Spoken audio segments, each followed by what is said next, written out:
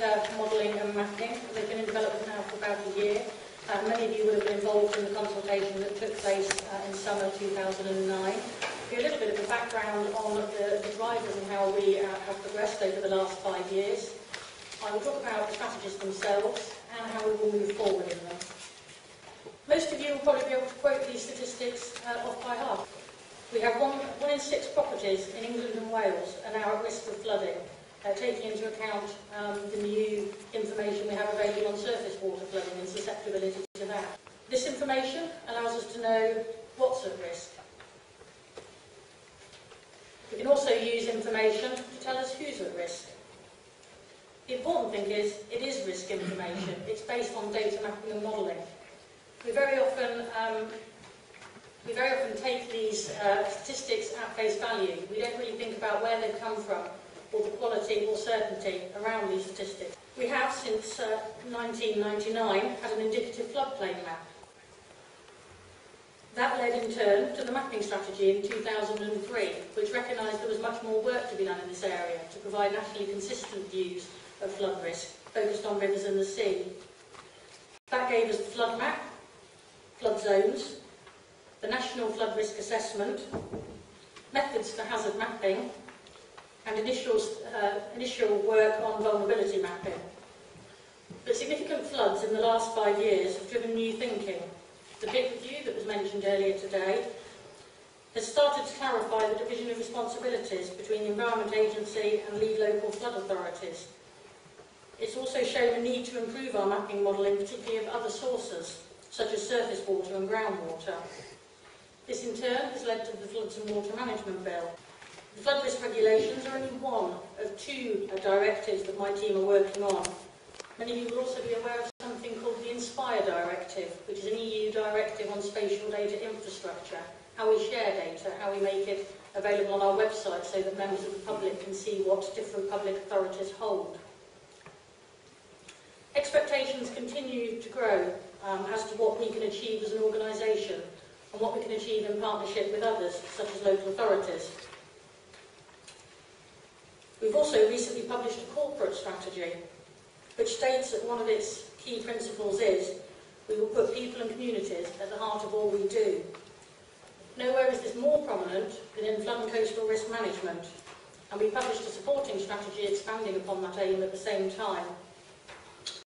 In this, we made a commitment to improving the understanding of risk, not only for ourselves, but our professional partners and the public, and this very much goes to the heart of the strategies. There is also a corporate commitment in our new strategy that we will value and recognise data as an asset across the entire organisation, and we already have a well-established corporate data and information strategy that provides the framework for what we do in FCRM. Part of our new direction of travel was starting to increase our knowledge and awareness of mapping and modelling of surface water flood risk. It was one of the first PIT recommendations that we met as an organisation. We published this for the first time in July 2009. Was this update? I think I've gone slightly before that. Originally, it was there for urgent recommendation 2. And that was to meet the needs of local resilience forums, but for emergency planning. But it's actually grown above and beyond that. We now provide it to local authorities to help with strategic level flood risk assessments, and it's been used to help identify the priority areas of surface water management plans. It's been a very useful tool, and we're doing more in this area. We're currently working on a 2nd generation that will be an improvement in terms of the method and the input data. And we're also working with water companies and local authorities on a 3rd generation, which will provide tools and techniques that they can use to improve their surface water risk assessments. So at the heart of it is risk information. Whilst the strategies themselves may be about data modelling and mapping, we don't do data modelling and mapping because we want to. We do it because it provides useful information that we can then use to manage flood risk, flood and coastal risk. It's therefore about providing risk information that meets business and customer needs. The risk information needs to be appropriate to the decision being made. It's about not having poor quality data that doesn't inform your decision or doesn't give you the confidence in the decision that you're making, but equally not over-investing in doing, as Linda said, too detailed modelling when you don't need to do detailed modelling, when the decision won't be affected by a lower standard of modelling. We need to keep the communication of risk clear with concise messages. The methods get more and more complex. In the last 5 years, we've moved from flood zones, flood maps, to probabilistic assessments, such as the National Flood Risk Assessment. The methods will continue to get more complex as we start to link across to other sources of flooding as well. But the messages, the information, needs to remain clear. The presentation of information is as important as the information itself.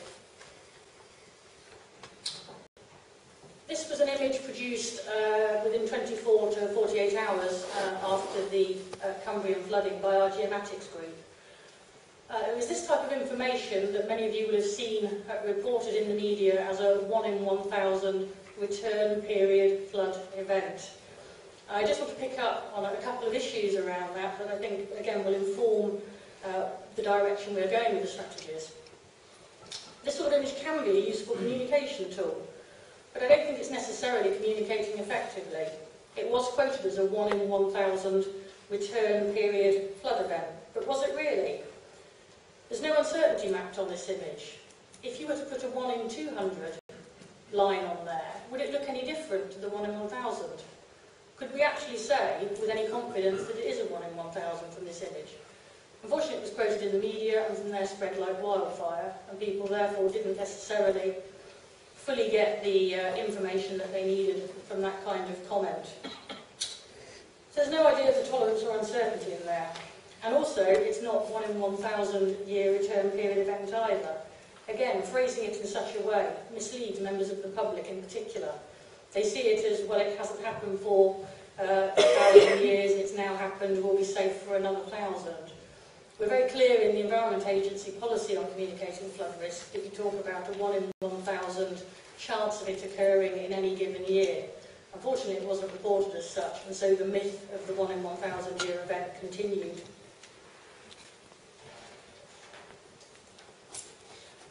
Again, we're increasingly seeing visualisation used, and it can be a very effective communication tool. This is the same image, but as a whizzy 3D fly-through.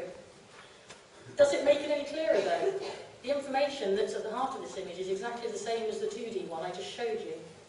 It looks good, but is it improving decision-making? How are we using this data? It does have its place. It can be very good for post-event analysis, for making communities understand that they are truly at risk.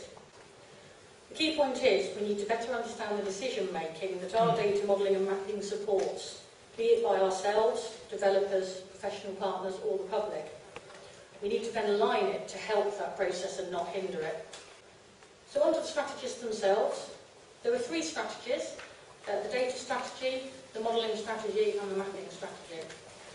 They provide the vision and direction for the next 5 years to align with both the corporate strategy, the FCRM sub-strategy that I mentioned, and the wider legislative and political drivers such as the Flood and Water Management Bill, the Flood Risk Regulations and the Inspire Directive. In the strategies there are a number of high-level principles that outline the vision and direction and provide an aspirational direction that we should work to. The vision for the data strategy builds upon the corporate data and information strategy that I mentioned already. But where we've moved it forward is to recognise the need that we are working increasingly with partners, particularly local authorities, in the joint delivery of our responsibilities of flood and coastal risk management. So a key part of the data strategy vision is about working with others to improve decision making, making certain that we're acquiring data in a joined up way, and making certain that it is created, maintained and valued as an asset and available to each other in more efficient ways. So the priority areas identified by the data strategy, where we really want to focus our attention over the next 5 years, is to have an outcome-based data acquisition plan. This means really assessing what data we need. Just because we collected it in the past doesn't mean we will continue to collect it, all to the same standard. Just because we haven't collected it in the past doesn't mean we won't start to collect it now. It's really getting to the heart of what data do we need and why, how is it being used, and also who else is collecting it. In a cash-strapped environment, it's not for us to send different people out to acquire new data when there are others in the market that also are doing similar. About valuing data as an asset, understanding where you are a data custodian in Environment Agency terms, what your responsibilities are, your data quality, and how you can improve it. We need to improve our internal data distribution. We are extending the use and functions of something called the EasyMap, which is a very simple GIS tool available to all Environment Agency staff, which allows them to access and view on a GIS viewer most of our GIS data sets for flood and coastal risk management. I think in the last update that we provided, we've uploaded another 30 or 40 data sets for Environment Agency staff to view. We're also looking at providing editing functionality that will hopefully, at some point in the future, perhaps even supersede the NSCDB spatial data functionality that's currently in existence. So on to the modelling strategy. Again, it's very much seen as best practice.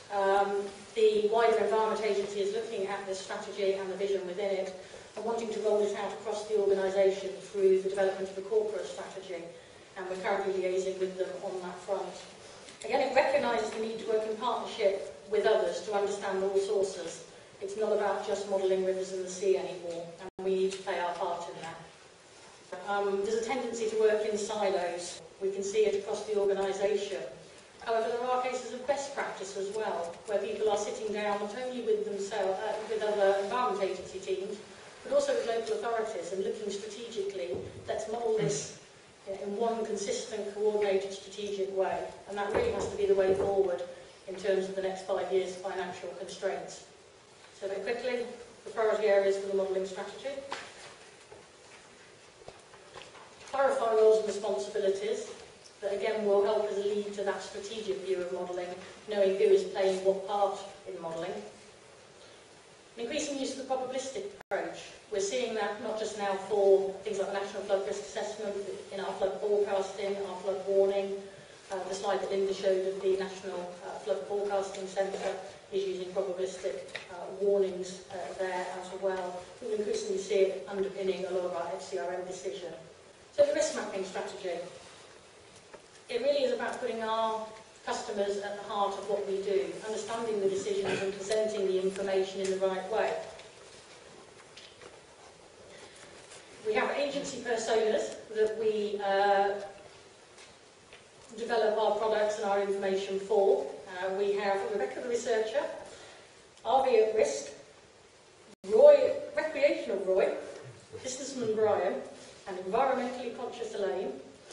And these are supposed to fix in our mind, the key customers that we are working with.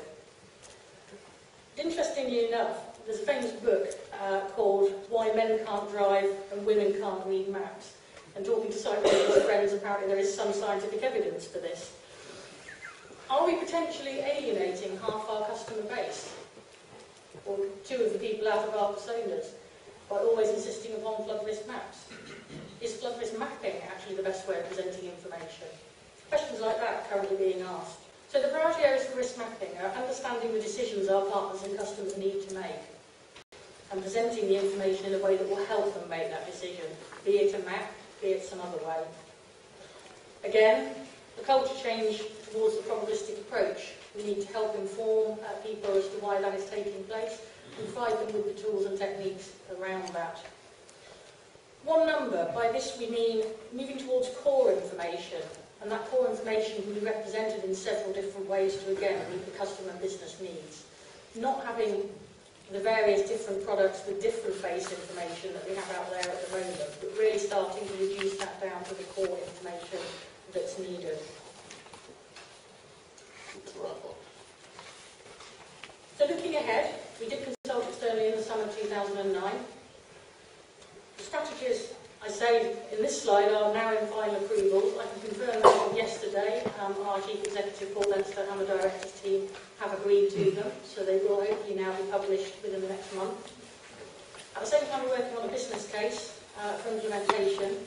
As talked about, it's very well, all very good having the strategies, But the devil is in the detail, and it's how we implement them and what pace we can go ahead with that investment and that culture change. The good news is the core principles are already being widely adopted. We're seeing the draft strategies being quoted in a lot of ongoing project work, in a lot of business planning being done by our areas and regions. So to summarise, it's about improving the understanding of risk, and data modelling and mapping is merely a tool to get us to that improved understanding. We need to use uncertainty to improve our decision making and not shy away from it as we have done in the past. You need to understand the tolerance of the decision you are making to the uncertainty in the data. If the data mapping and modelling is good enough, then why are we investing more into it if it's not going to change your confidence in the decision that you are making at the end of the day? So that's what I mean by appropriate information on risk. Really thinking about what benefit that information is giving you, those statistics that we saw at the beginning. There will be some enabling tools and techniques where it's interesting we talk about critical national infrastructure, and I think there's a parallel. We need to get our data mapping and modelling infrastructure right. It's critical to people being able to access the risk information. Again, why are we investing all this money into modelling and mapping when we don't have the mechanism to share it with our partners, for people to be able to access it in an easy way? So I think a lot of our investment will be concentrated around critical national data infrastructure. But the main thing is, the culture change is already happening, but we can only continue to do this with your help. We have the strategies, but without us working together, we won't be able to implement them into anything meaningful.